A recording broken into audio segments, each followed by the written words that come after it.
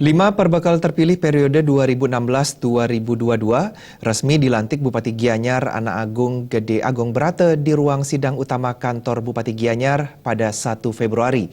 Kelima pejabat desa tersebut adalah perbekal Desa Buruan, perbekal Desa Petak, perbekal Desa Temesi, perbekal Tegal Tugu, dan perbekal Desa Lebih. Sumpah yang akan saudara ucapkan ini adalah mengandung tanggung jawab. Perbekal yang dilantik adalah perbekal Desa Buruan I Ketut Sumarda, perbekal Desa Petak I Ketut Mahardika, perbekal Desa Temesi I Nyoman Gede Separta Putra, perbekal Tegal Tugu I Dewa Made Tantra, dan perbekal Desa Lebih Wayan Gede Pratnyana.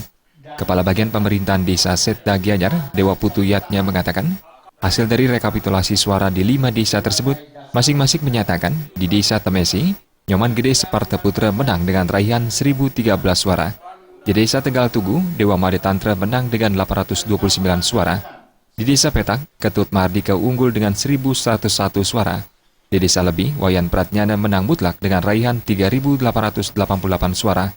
Terakhir di Desa Buruan, Ketut Sumarda terpilih dengan bekal 2.170 suara. Bupati Gianyar Agung Brate mengatakan, melalui Undang-Undang Desa yang baru, tugas seorang perbekal di setiap desa cukup berat. Agung Brate meminta perbekal yang terpilih baik incumbent maupun baru meningkatkan kemampuan dan pemahaman terhadap peraturan perundang-undangan mesti diperdalam. Brate juga menekankan seluruh pejabat terpilih dapat merangkul seluruh kalangan masyarakat di wilayahnya untuk bersatu membangun desa. Perbedaan aspirasi selama pemilihan kepala desa harus berakhir setelah hasil pemilihan diumumkan. Tidak hanya itu, perbekal pun mesti pandai menjalin komunikasi dan koordinasi yang baik dengan setiap lembaga desa terkait. Ditemui usai pelantikan, perbekal Desa Temesi Nyoman Gede Separta mengatakan, pihaknya akan melanjutkan program yang sudah berjalan selama ini. Pihaknya siap merangkul semua warga di Desa Temesi untuk bersatu membangun desa. Mengembangkan potensi desa juga menjadi prioritas utama dalam menggeliatkan ekonomi di Desa Temesi. Saat ini, Desa Temesi memiliki potensi usaha batu bata dan industri rumah tangga lainnya.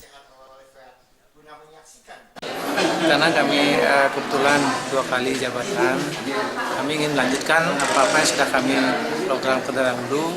Tentunya masih banyak yang belum kami, artinya programnya belum lanjut di tahun 2015. Terus selanjutnya program-program yang belum itulah kami akan garap lagi.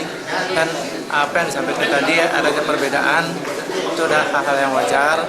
Cuma kami selanjutnya bagaimana cara merangkul masyarakat dengan cara kami turun ke masing-masing banjar, ingin mengetahui apa yang sebenarnya diperlukan masing-masing banjar, sehingga dana yang kami dapatkan bisa kami salurkan sesuai dengan aspirasi dari masyarakat. Potensi karena di Temesi memang ada usaha batu bata dan juga ada home industri, itu yang kami kembangkan karena memang untuk dana yang didapatkan dari desa boleh menyasar kelompok-kelompok yang sudah ada di masyarakat, kemudian tidak lepas juga untuk pembangunannya tidak boleh ditinggalkan.